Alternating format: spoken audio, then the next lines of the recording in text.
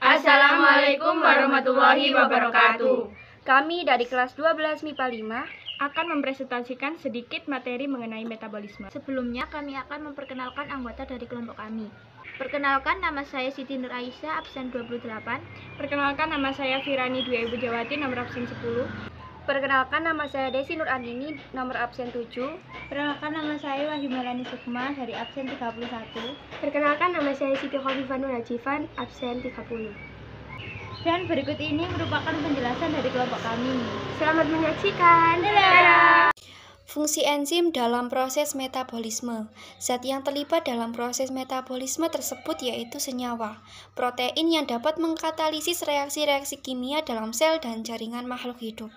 Senyawa tersebut adalah enzim. Enzim ini nantinya akan berperan sebagai biokatalisator dalam metabolisme. Maksudnya adalah senyawa organik yang mempercepat reaksi kimia. Sifat-sifat enzim adalah sebagai berikut. A. Biokatalisator, yaitu mempercepat reaksi tanpa ikut bereaksi. B. Mudah rusak akibat suhu panas atau rusak jika dipanasi dengan suhu lebih dari 60 derajat Celcius karena protein penyusun enzim memiliki sifat termolabil atau peka terhadap suhu panas. C. Dalam suatu reaksi kimia, enzim yang diperlukan sangat sedikit tetapi pengaruhnya terhadap kecepatan reaksi sangat besar atau cepat dan dapat digunakan berulang-ulang. D. Dapat bekerja di dalam dan di luar sel. Contoh enzim yang bekerja di luar sel adalah amilase dan maltase. E. Dalam sebuah reaksi kimia, umumnya enzim bekerja searah meskipun beberapa di antara hanya mampu bekerja dalam dua arah. Contoh reaksi searah adalah lipase yang membantu pembentukan lemak. F. Umumnya enzim mampu bekerja dengan bantuan bahan non-protein yang disebut kofaktor. G. Bekerja di bagian yang spesifik. Peranan enzim. Enzim berperan dalam proses-proses sebagai berikut. A. Reduksi, yaitu reaksi penambahan hidrogen elektron atau pelepasan oksigen. B. Dehidrasi, yaitu pelepasan molekul uap air H2O. C. Oksidasi, yaitu reaksi pelepasan molekul hidrogen elektron atau penambahan oksigen. D. Hidrolisis, yaitu reaksi penambahan H2O pada suatu molekul dan diikuti pemecahan molekul pada ikatan yang ditambah H2O.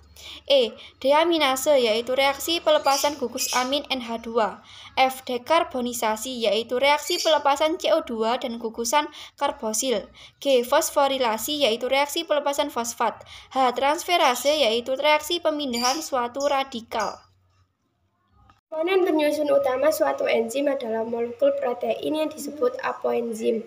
Agar berfungsi sebagaimana mestinya, enzim memerlukan komponen lain yang disebut kofaktor.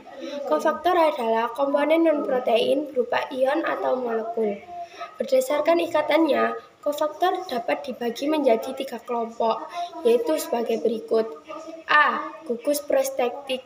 Terdiri dari molekul-molekul organik yang terikat rapat dengan enzim. Beberapa untuk memberi kekuatan tambahan terhadap kerja enzim. B. Koenzim terdiri dari molekul organik non-protein kompleks yang terikat renggang dengan enzim. Peran untuk memindahkan gugus kimia atom atau elektrod dari satu enzim ke enzim yang lain. C. Ion-ion anorganik terikat dengan enzim atau substrat kompleks, berperan untuk mengefektifkan kerja enzim. Cara kerja enzim.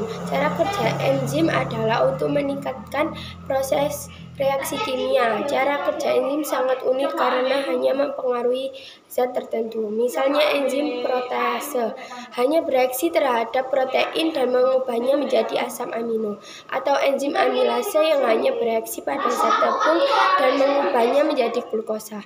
Cara kerja enzim dapat diterangkan dengan 2 teori, yaitu sebagai berikut. A. Teori gembok dan kunci atau lock and key teori. Teori ini menjelaskan bahwa enzim dan substrat bergabung bersama membentuk kompleks seperti kunci yang masuk ke dalam gembok. Di dalam kompleks substrat dapat bereaksi dengan energi aktivasi yang rendah. Setelah bereaksi, kompleks lepas dan melepaskan produk serta membebaskan enzim. B. Teori kecocokan yang terinduksi atau induced fit theory. Menurut teori kecocokan yang terinduksi, sisi aktif enzim merupakan bentuk yang fleksibel. Ketika substrat memasuki sisi aktif enzim, bentuk yaitu sisi aktif termodifikasi melingkupi substrat membentuk kompleks. Ketika produk sudah lepas dari kompleks, enzim tidak aktif menjadi bentuk yang lepas. Dengan demikian substrat yang lain kembali bereaksi dengan enzim tersebut. Faktor yang mempengaruhi kerja enzim adalah sebagai berikut. 1. Temperatur. Temperatur tinggi dapat menyebabkan denaturasi protein, sedangkan pada temperatur rendah akan menghambat reaksi. Pada umumnya, temperatur optimum enzim adalah 30 derajat sampai 40 derajat.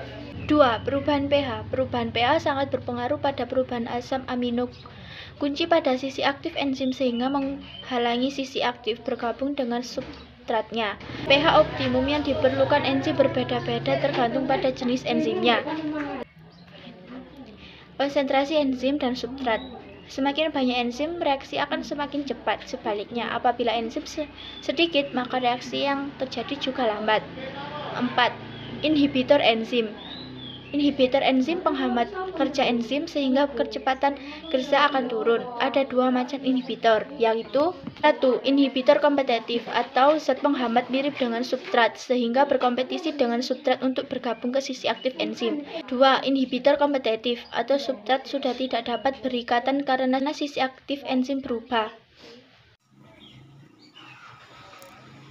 Pengertian anabolisme merupakan sebuah proses mensintesis atau membentuk senyawa organik yang sebelumnya telah sedikit kompleks atau disebut dengan kompleks makromolekul. Makromolekul di sini termasuk karbohidrat, protein, dan asam nukleat. Untuk alasan ini, proses pembentukan membutuhkan energi bebas, energi matahari yang disebut reaksi endogenik. Dapat dikatakan secara singkat bahwa anabolisme ini adalah kebalikan dari proses katabolisme. Dalam sistem ini ada perubahan dalam sebagian reaksi metabolik yang menyebabkan efek riak terjadi di jalur anabolik atau katabolik.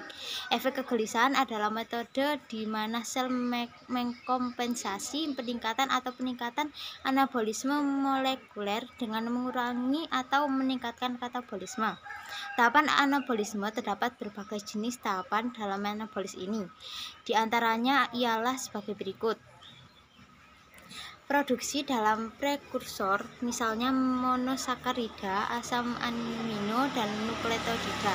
Penggunaan molekul senyawa diubah menjadi bentuk reaktif menggunakan energi atau daya yang diperoleh dari ATP. Dari koneksi yang sebelumnya seragam ke koneksi yang kompleks, anabolisme menggunakan energi cahaya dikenal sebagai anabolisme yang menggunakan energi kimia yang dikenal sebagai kimia. Hasil anabolis berguna dalam fungsi-fungsi penting atau wajib. Sementara bentuk bagaimana proses dan glikogen digunakan untuk pembakaran telah diawetkan. Asam inti menghasilkan informasi genetik. Fungsi lain yang berperan dalam mengatur struktur makhluk hidup adalah protein, karbohidrat, intraseluler atau ekstraseluler. Katabolisme. Katabolisme adalah lintasan metabolisme yang merombak suatu substrat kompleks molekul organik menjadi komponen-komponen penyusunnya sambil melepaskan energi, pada umumnya berupa ATP.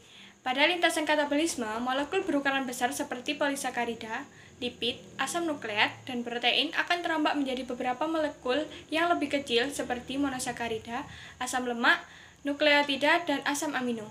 Katabolisme merupakan urutan reaksi yang dikatalis oleh enzim, di mana molekul yang relatif besar dalam sel hidup yang dipecah atau degradasi. Pelepasan energi terjadi melalui 3 fase, yaitu pertama, molekul yang berukuran besar seperti protein, polisakarida, dan lipid dipecah. Di samping itu, terdapat energi kecil yang dilepaskan berupa panas.